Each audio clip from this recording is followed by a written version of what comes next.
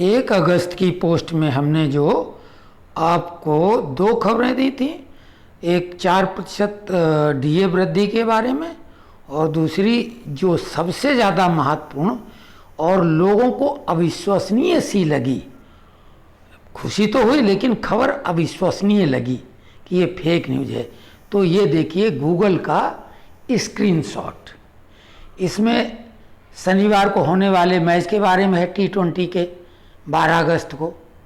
आज 10 अगस्त है और ये कल का मैच जो हो चुका है T20 वाला, ये इंडिया उसमें 164 रन बनाई थी 3 विकेट पे और वो 159 रन ही बना सके थे, या उन्होंने पहले, अब हमने कल वो मैच देखा नहीं था। तो ये 159 पे 5 और इंडिया, ये भारत मैच जीता था कल का। तो ये 12 अगस्त को होने वाला मैच है। तो ये आज 10 अगस्त का स्क्रीनशॉट है। इसके लिए हम आपको मोबाइल की स्क्रीन भी दिखा देते हैं। ये देखिए 10 अगस्त, और ये रही ये खबर। अब इसमें देखिए, ये निर्मला सीतारमण वित्त मंत्री की फ़ोटो के साथ नीचे लिखा है। लेटर बहुत बारीक है, उसको हम पढ़ के नहीं सुनाएंगे, वो बहुत महत्वपूर्ण नहीं है। डीए एरियर पर आया नया आदेश, खुशी से झूमे कर्मचारी, देखें कर्मचारी लेटेस्ट अपडेट। और ये MPPEB वनडे यानी 10 अगस्त के एक दिन पहले 9 अगस्त की खबर है। डीए एरियर पर आया नया आदेश, खुशी से झूमे कर्मचारी, देखें कर्मचारी लेटेस्ट अपडेट। अब इसको हम खबर को खोलते हैं और ये खबर आती MPPEB वनडे एगो, जैसा उसमें था।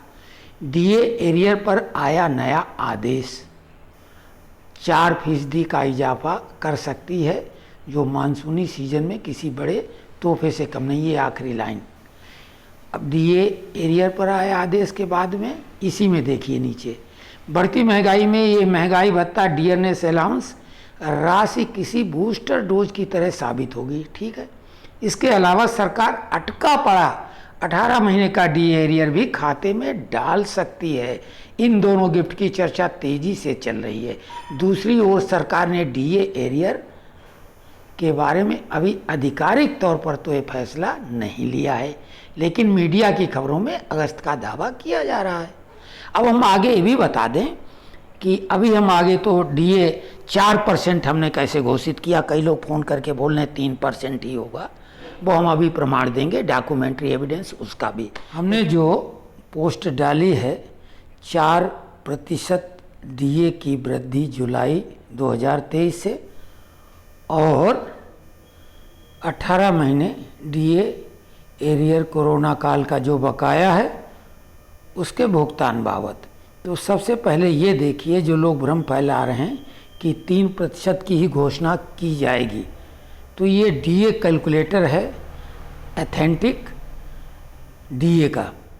तो ये जनवरी 2019 13% डीए, फरवरी 14, डीए की शुरुआत दिसंबर और जून होती है, तो ये जनवरी से शुरू हो गई है।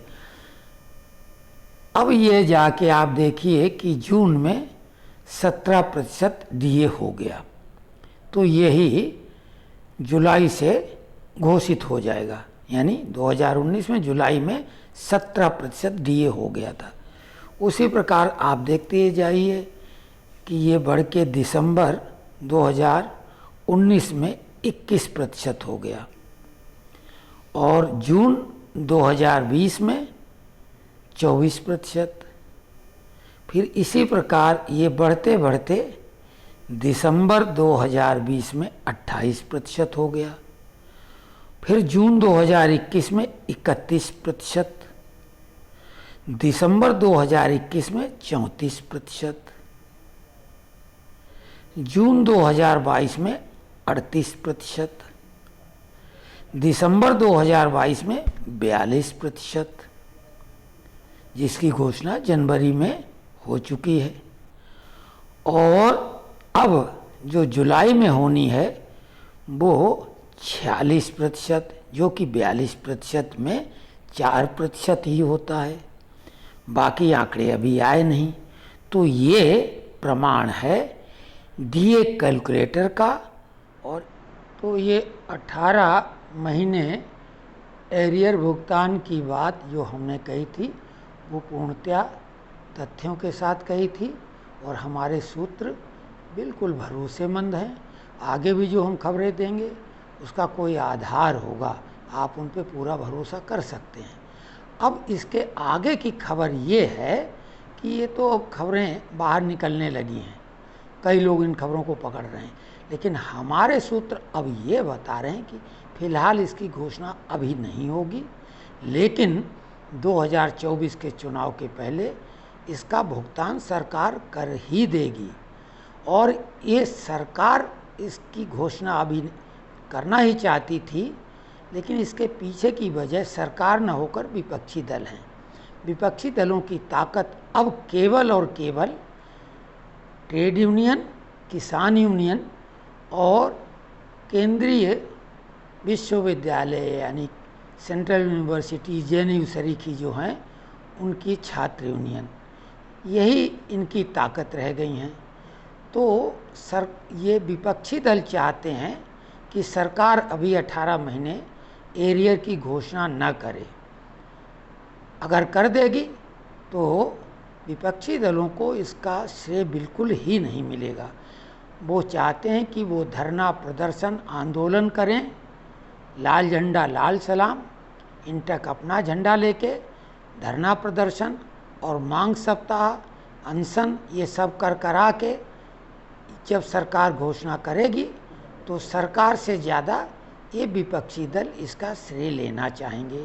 लेकिन एक बात तय है कि 2024 के चुनाव के पहले सरकार भी हर हाल में ये बकाया डीए एरियर का भुगतान करेगी ही। तो नमस्कार, अगर आपको ये खबरें पसंद आ रही हों हमारी तो आप लाइक अवश्य करें, चैनल को सब्सक्राइब करेंगे तो इससे हमारा मनोबल बढ़ेगा। और जो भी आप लिखना चाहें कमेंट्स बॉक्स में अपने विचार लिखें, इससे आगे हमें आप तक कोई भी संदेश अपनी पोस्ट के द्वारा भेजने में आसानी होगी। धन्यवाद।